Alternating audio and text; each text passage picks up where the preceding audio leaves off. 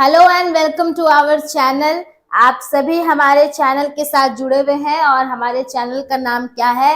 JH exam plex. हम लोग सभी आपके साथ आए हैं आपकी मदद करने के लिए, आपकी हेल्प करने के लिए।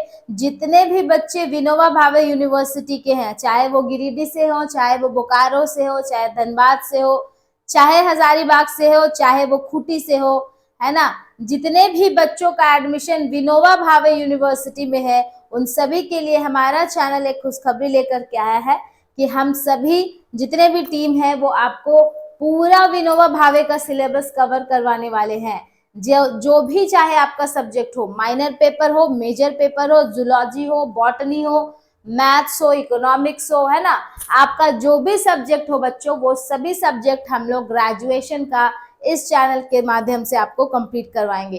और इस चैनल में हम लोग झारखंड में होने वाले जितने भी एग्जाम्स होने वाले हैं, उन सभी एग्जाम्स को भी हम लोग कवर करने वाले हैं। तो झारखंड वासियों, देर किस बात की, आप सभी लोग इस चैनल को ज्यादा से ज्यादा सब्सक्राइब करिए और लाइक करिए और ज्यादा से ज्यादा शेयर करिए, ताकि विनोबा भावे यूनिवर्सिटी के अंदर और झारखंड के अंदर जितने भी बच्चे हैं उनको हमारे चैनल का ये फायदा हो सके। और फायदा क्यों होगा? क्योंकि हमारा ये चैनल आपको फ्री ऑफ कॉस्ट में पढ़ा रहा है। जी हाँ, आपने सही सुना है, बिल्कुल फ्री, मुफ्त में पढ़ाया जा रहा है। कोई भी पैसा देने की आवश्यकता नहीं है आप लोगों को। आप घर बैठे ही अपना काम कर सकते हो। बहुत सारे ऐसे बच्चे रहते हैं जो ग्रेजुएट होना चाहते हैं, लेकिन उनके साथ बहुत सारी समस्याएं, कि कोई जॉब कर रहा है, कोई पार्ट टाइम जॉब कर रहा है, किसी को अपनी मम्मी के घर में मदद करनी पड़ती है, कोई हाउस वाइफ है, कोई बच्चे को संभाल रही है, कोई जॉब में है। तो बहुत सारा प्रॉब्लम्स क्रिएट होता है, जिसकी वजह से बच्चे ट्यूशंस नहीं कर पाते या घर से नहीं निकल पाते। तो उनके लिए ही हमारा चैनल ये बहुत ही अच्छा अपॉर्चुनिटी लेकर के आया है कि सारे के सारे सब्जेक्ट आप घर बैठे फ्री ऑफ कॉस्ट कर सकते हैं।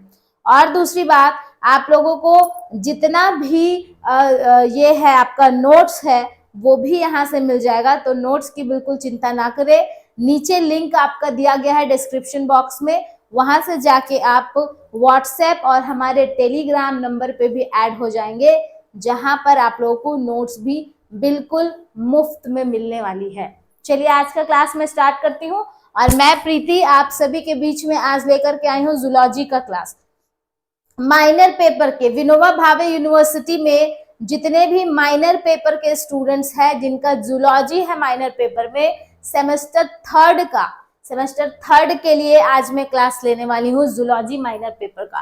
तो पहला जो यूनिट है आपका, इसमें वो है सेल स्ट्रक्चर एंड फंक्शन। जितने भी बच्चे बायोलॉजी से होंगे वो सभी सेल तो पढ़े ही होंगे। तो बहुत ही ज्यादा आसान चैप्टर है ये, आपको बस इसका कॉन्सेप्ट समझना है बच्चों। इसमें आप कॉन्सेप्ट समझ लेंगे तो आपको पूरा का पूरा चैप्टर समझ में आ जाएगा। Study of structure and function of plasma membrane, ये सभी चीजें हम लोग इसमें देखेंगे। और भी टॉपिक्स है जिसको हम लोग इसमें कवर करेंगे। तो चलिए देर ना करते हुए शुरू करते हैं। सबसे पहले देखते हैं कि सेल क्या होता है, व्हाट इज सेल, है ना। तो हम लोग जितने भी प्राणी हैं बच्चों, वो सभी के सभी सेल से बने हुए हैं, कोशिका के बने हुए हैं। हिंदी में उसको कोशिका कहा जाता है ना। सेल की डिस्कवरी सबसे पहले किसने की थी? रॉबर्ट हुक ने की थी 1665 में। हम लोगों ने बचपन से ये चीज को पढ़ते हुए आ रहे हैं, है ना। और चाहे वो एक कोशिकीय जीव हो, चाहे वो बहुकोशिकीय जीव हो, लेकिन सभी के सभी क्या से बने हुए हैं? हम लोग कोशिका के बने हुए हैं, यानी सेल के बने हुए हैं। सेल को क्या कहते हैं? देखिए, cell are the basic building block of all living things. Basic building block, है ना। एक सेल मिल जाएगा, फिर 2 सेल, 3 सेल, ऐसा ग्रुप ऑफ सेल मिल जाएगा बच्चों, तो इसी से बनता है टिश्यू। और ग्रुप ऑफ टिश्यू मिल जाएगा तो बनेगा ऑर्गन, और ग्रुप ऑफ ऑर्गन्स मिल जाएंगे तो बनेगा ऑर्गन सिस्टम। ये हम लोग बचपन से पढ़े हैं। और ये है मल्टी सेलुलर ऑर्गेनिज्म, है ना। तो बहुत सारे कोशिका मिलकर के एक बड़ा शरीर का निर्माण कर देता है, जिसे हम लोग बहुकोशिकीय जीव यानी मल्टी सेलुलर ऑर्गेनिज्म के नाम से जानते हैं। तो ये है, the human body is composed of trillions of cell, है ना। बहुत सारे सेल, ट्रिलियंस ऑफ सेल से ह्यूमन बॉडी बना हुआ है। ह्यूमन के बॉडी में आपको सारे चीज मिलेंगे, cell, tissue, organ and organ system. They provide structure for the body. Cell ही हमारे बॉडी को स्ट्रक्चर देता है। Take in nutrients from food, food जो है उससे न्यूट्रिएंट्स को एब्जॉर्ब भी करने का काम सेल का है। Convert those nutrients into energy, और उस सारे न्यूट्रिएंट्स को एटीपी यानी एनर्जी में कन्वर्ट करने का काम भी सेल का है, जिसको हम लोग सेलुलर रेस्पिरेशन कहते हैं।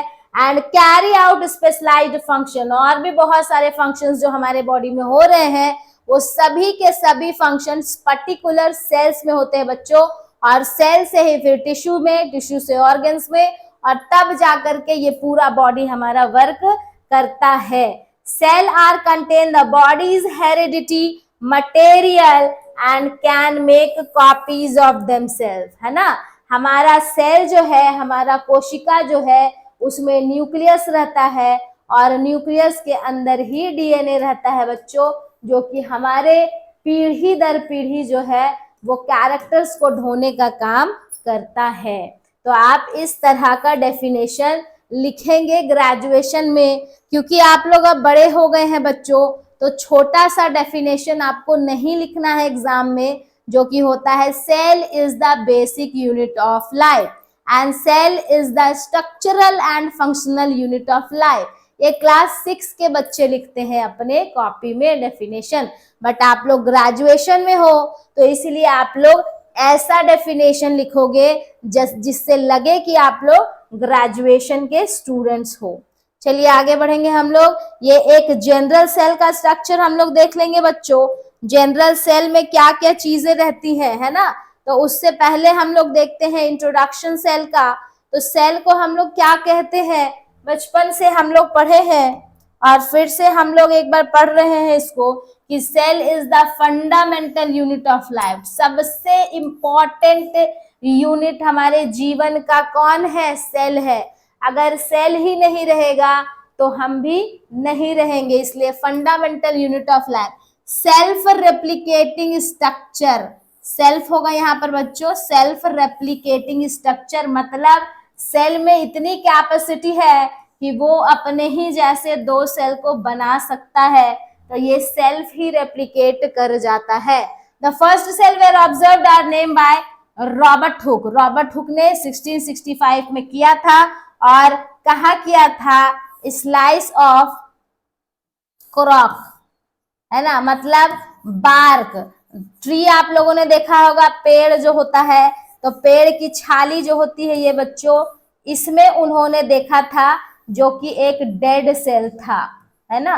पेड़ का जो बाहर का हिस्सा रहता है छाली, उसमें डेड सेल्स प्रेजेंट रहता है बच्चों, और इसी में रॉबर्ट हुक ने पहला सेल देखा था। बाद में फिर हमारे बीच में आए थे, आप लोग इसको ऐड भी कर सकते हैं, बाद में हमारे बीच में आए थे एंटन वॉन लीवेनहॉक नाम के साइंटिस्ट, लीवेनहॉक नाम के साइंटिस्ट, और इन्होंने जिंदा सेल को देखा था बच्चों, लाइव सेल को देखा था, है ना। यही है माइक्रोस्कोप के विधाता, माइक्रोस्कोप को बनाया था इन्होंने ही, डिजाइन किया था। तो ये इनके पास माइक्रोस्कोप आ गया था बच्चों, तो ये जिंदा सेल को पहली बार देखे थे। और कौन से चीज को देखे थे, बैक्टीरिया को देखे थे और प्रोटोजोवा को देखे थे पहली बार माइक्रोस्कोप से, जो कि जिंदा था, है ना। तो इसीलिए इन्होंने नाम क्या दिया था इसका, एनिमैल्क्यूल्स, एनिमैल्क्यूल्स नाम दिया था। क्या नाम था साइंटिस्ट का बच्चों, एंटन वॉन लीवेनहॉक। ये जूलॉजिस्ट थे, ये जूलॉजिस्ट थे, मतलब जानवरों पर रिसर्च करते थे, जानवरों से प्यार था इनको। और ये बेचारे हमारे रॉबर्ट हुक जो है वो कौन थे, 1665 में किया था, ये बॉटनिस्ट थे, पेड़ पौधा पर रिसर्च करते थे ये, इसीलिए इनको डेड पेड़ में, पेड़ के छाल में इनको एक सेल जैसा चीज दिखा, है ना, जिसको उन्होंने कॉर्क सेल कहा था, कॉर्क, CORK, कॉर्क, है ना। Next, some organism consist of a unicellular organism, other are multicellular. कुछ ऑर्गेनिज्म सिर्फ और सिर्फ एक ही सेल के बने हुए होते हैं बच्चों, तो उनको हम लोग बोलते हैं यूनिसेलुलर ऑर्गेनिज्म। और कुछ ऐसे होते हैं जो बहुत सारे सेल के बने हुए हैं, जैसे हम लोग, वो होते हैं मल्टी सेलुलर। आगे हम लोग देख लेते हैं एक डायग्राम जो है, यहाँ पर एक डायग्राम आपको दिखा देते हैं कि एक बेसिक सा सेल में क्या क्या चीज प्रेजेंट होता है। तो देखिए, एक बेसिक सेल हम लोग बता रहे हैं, बाद में बहुत सारे टाइप्स का सेल होता है, तो वो मैं बताऊंगी। आज मैं इंट्रोडक्शन क्लास ले रही हूँ आप लोगों का। सेल क्या होता है ये जानना बहुत जरूरी है आप लोगों के लिए बच्चों। जो लोग सेल ही नहीं जानते हैं वो लोग बायोलॉजी में कुछ नहीं जान सकते। क्यों नहीं जान सकते?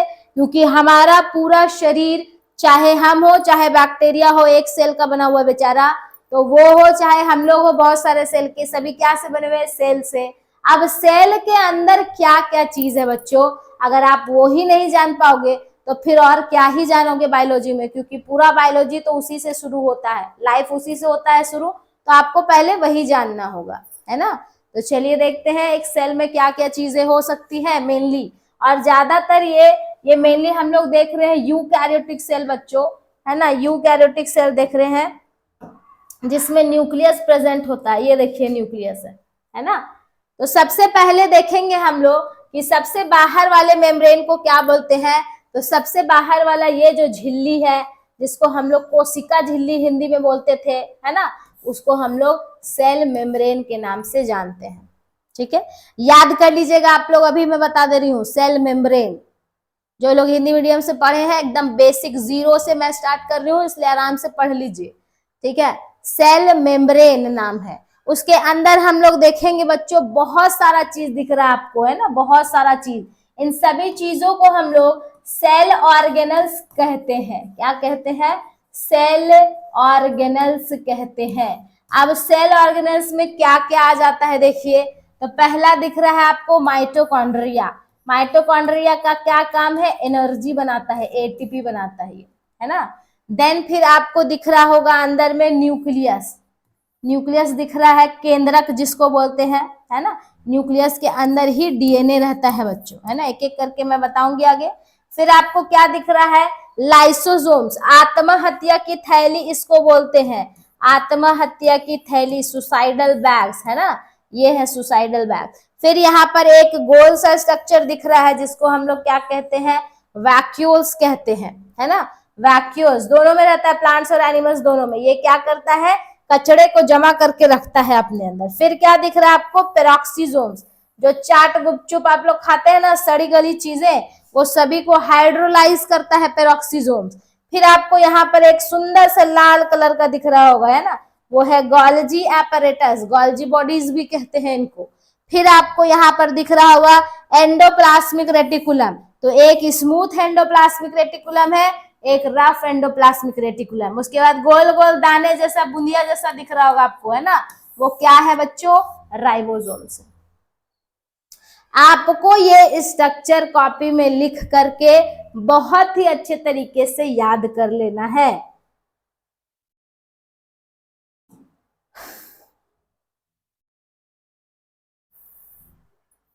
नेक्स्ट हम लोग देखते हैं आगे क्या है बच्चों। तो आगे है डेफिनेशन। तो मैंने पहले भी बताया कि cell are the basic unit of life and cell are the fundamental unit of life, है ना। सेल को क्या बोलते हैं हम लोग? फंडामेंटल यूनिट ऑफ लाइफ बोलते हैं। उसके बाद a cell is defined as the smallest basic unit of life that is responsible for all life processes. इसी के अंदर सारा लाइफ प्रोसेस होता है, चाहे वो पाचन क्रिया का काम हो, चाहे वो निकालने का क्रिया का काम हो, डाइजेशन हो, एब्जॉर्प्शन हो, एसिमिलेशन हो, है ना, एब्जॉर्प्शन हो, मेटाबॉलिज्म हो, बहुत सारा वर्क होता है हमारे बॉडी के अंदर, और वो हमारे बॉडी के पर्टिकुलर सेल्स में वर्क होता है, तब जाकर के इतना बड़ा सिस्टम काम करता है। Cell is the structural and functional and biological unit of life, है ना। ये स्ट्रक्चरल है, फंक्शनल है और बायोलॉजिकल यूनिट ऑफ लाइफ है। हमारे पूरे शरीर का, हमारे पूरे जीवन का एक बेसिक इकाई कौन है? सेल है। They are known as building block of life, है ना। इसको क्या कहते हैं हम लोग? बिल्डिंग ब्लॉक ऑफ लाइफ कहते हैं। क्यों? देखिए, सेल से क्या बना? टिश्यू। टिश्यू से क्या बनता है? Tissue system. टिश्यू सिस्टम से क्या बनता है? ऑर्गन। ऑर्गन से क्या बनता है? Organ system. और पूरा ऑर्गन सिस्टम मिलके क्या बना देता है? बॉडी बना देता है।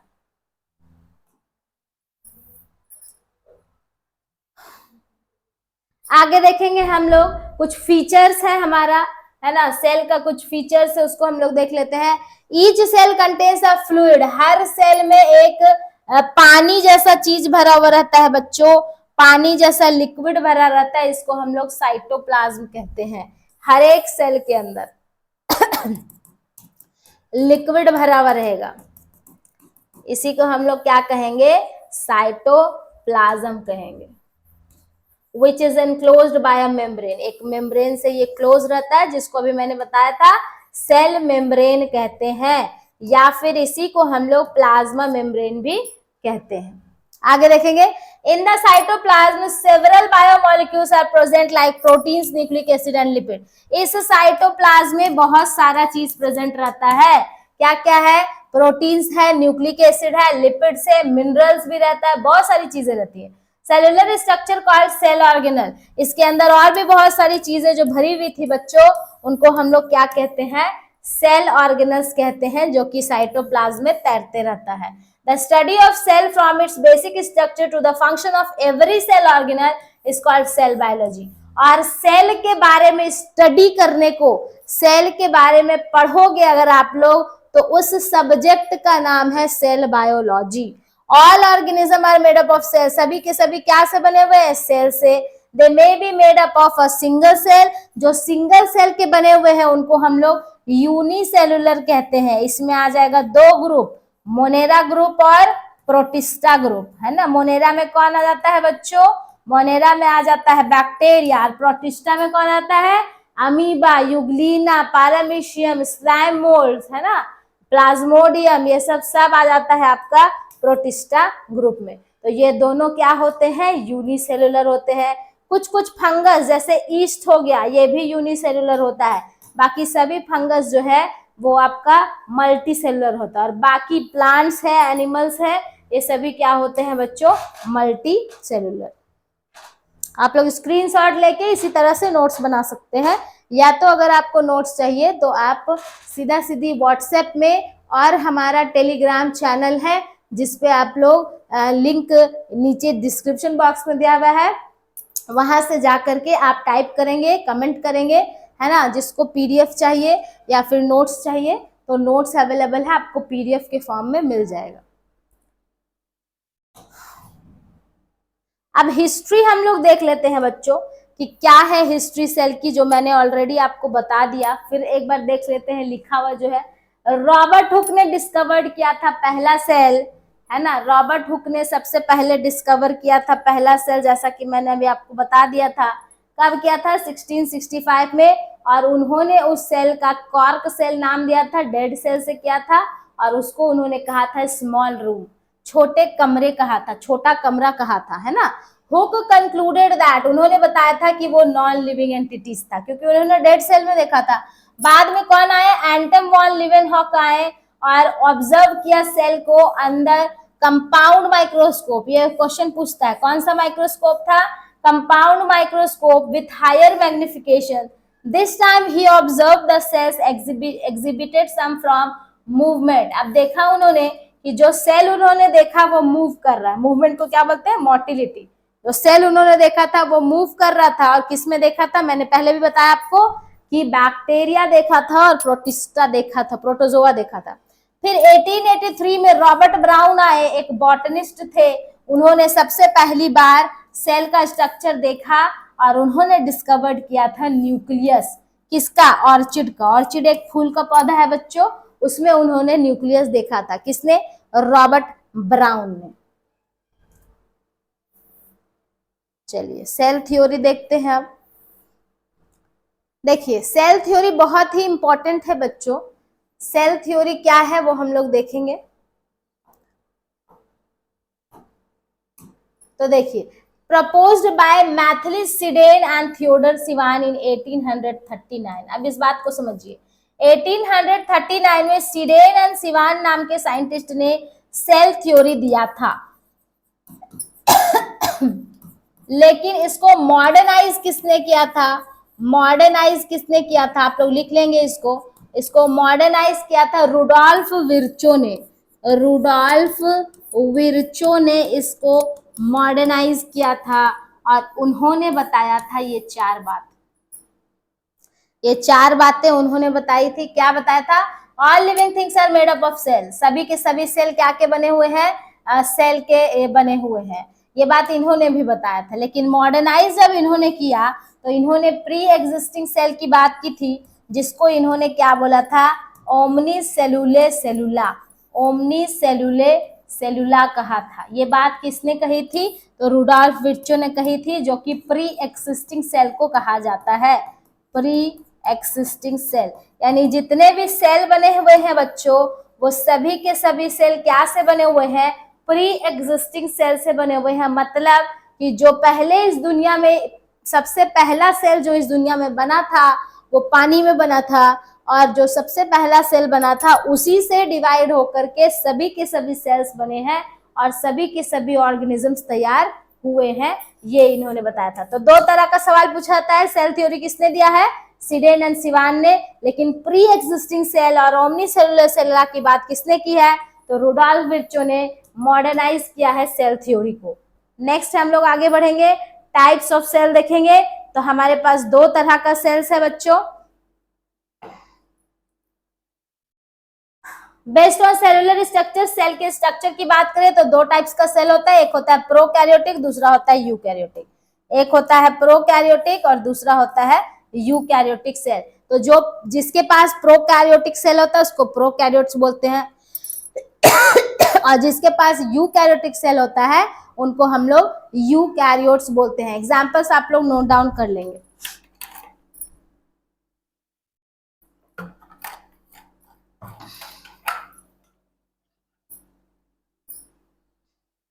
प्रोकैरियोट्स में जो न्यूक्लियस है उसको हम लोग प्राइमेटिव न्यूक्लियस कहते हैं, क्योंकि सबसे पहले इस दुनिया में बैक्टीरिया बना था और वो बैक्टीरिया जो है उसमें जो न्यूक्लियस था वो प्रोकैरियोटिक न्यूक्लियस था और बैक्टीरिया को हम लोग प्रोकैरियोट्स बोलते हैं। इसलिए उसमें जो न्यूक्लियस है बच्चों वो प्राइमेटिव न्यूक्लियस है। जैसे bacteria, you bacteria, Archie bacteria, mycoplasma, virus, है ना, इन सभी में जो आपको न्यूक्लियस प्रेजेंट रहेगा वो प्रोकैरियोट्स हम लोग इसको बोल सकते हैं। और यूकैरियोट्स में हम लोग देखेंगे तो मैच्योर न्यूक्लियस रहता है ना, इसमें न्यूक्लियस प्रेजेंट रहता है, तो इसीलिए वो यूकैरियोट्स में रहता है। प्लांट्स, एनिमल्स और फंगी ये सभी में रहता है।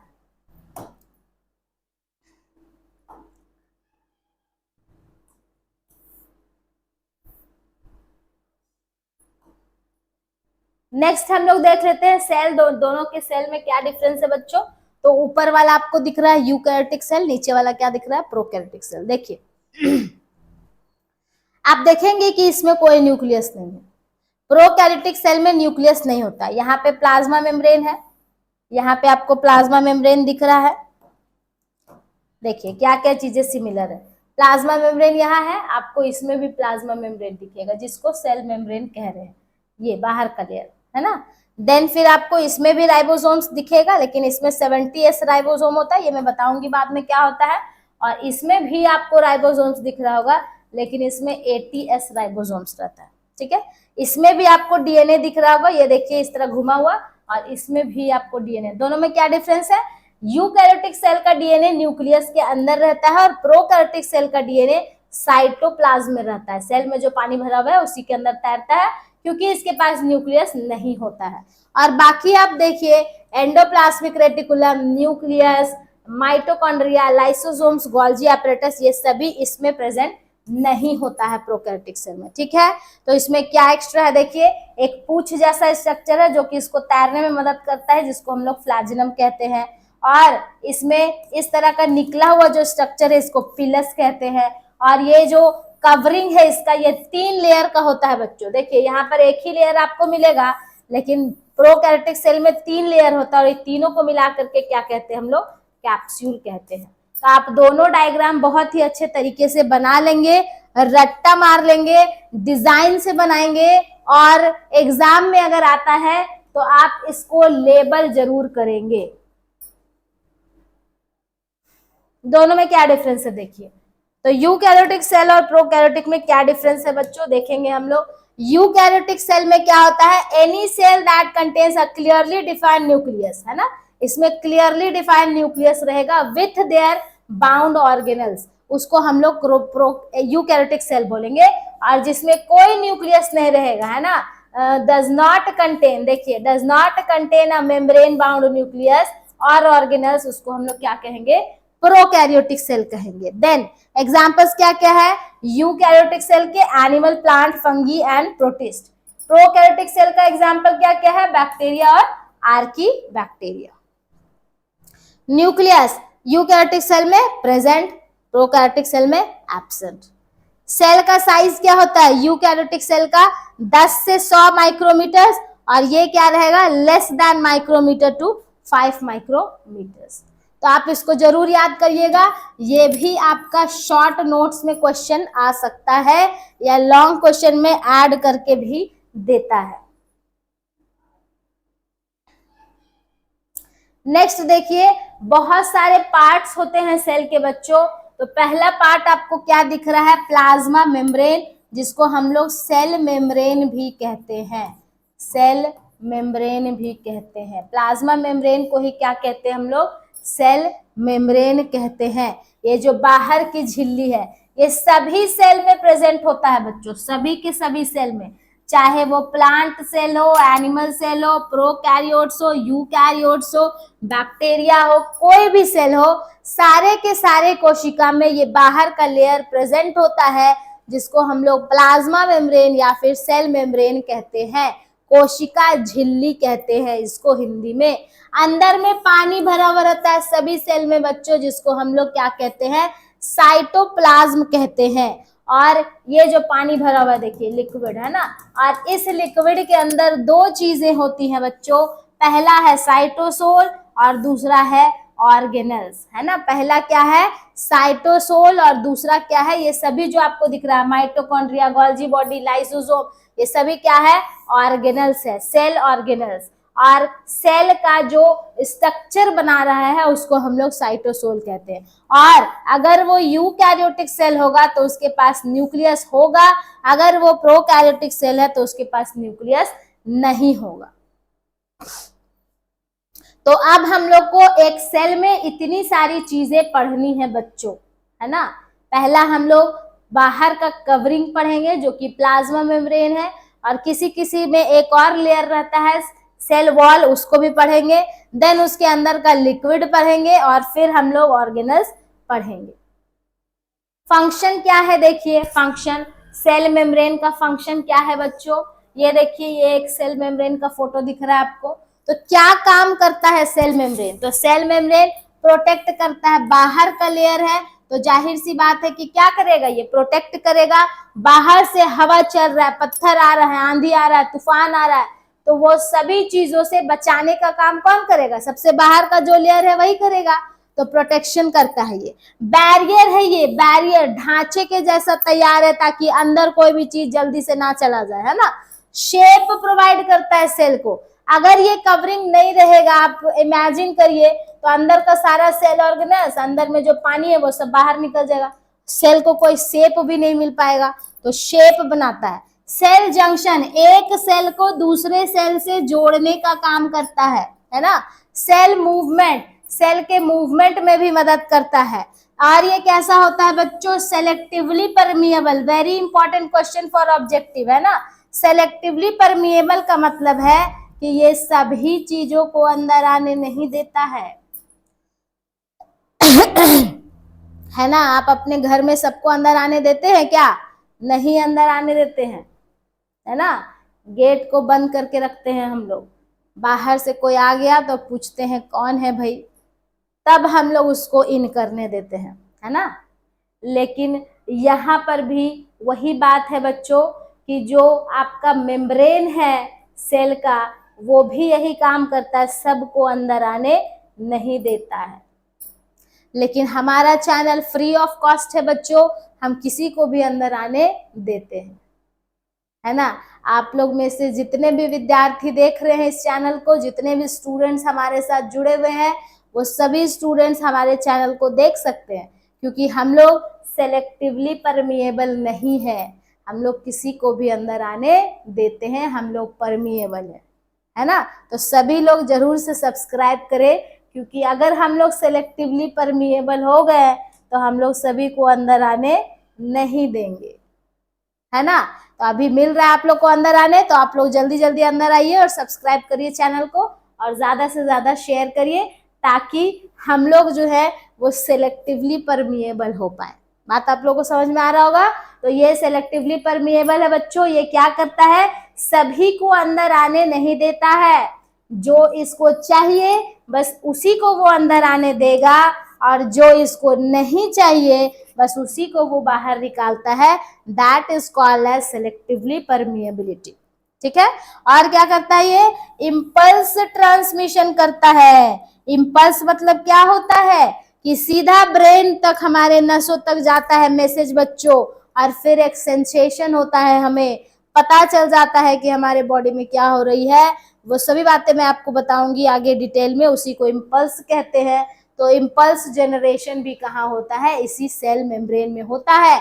अगर बाहर से कोई दुश्मन आ गया खाने के लिए, है ना, कोई अटैक करने के लिए, तो इसी सेल मेम्ब्रेन में पहले प्रोटीन्स होते हैं जो कि रिकॉग्नाइज कर लेते हैं इसको, उसी को क्या बोलते हैं हम लोग, इम्पल्स ट्रांसमिशन। ये देखिए, ये डायग्राम है सेल मेम्ब्रेन का, आपको क्या दिख रहा है, देखिए दो तरह का प्रोटीन है यहाँ पर बच्चों, एक बाहर के साइड में है और एक अंदर के साइड में धसा हुआ है ना।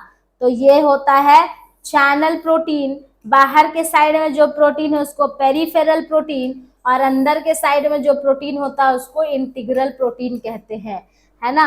और ये कैसा प्रोटीन होता है बच्चों, ग्लाइकोप्रोटीन होता है, ग्लूकोज प्लस प्रोटीन, है ना, यानी कार्बोहाइड्रेट इसमें मिला हुआ है।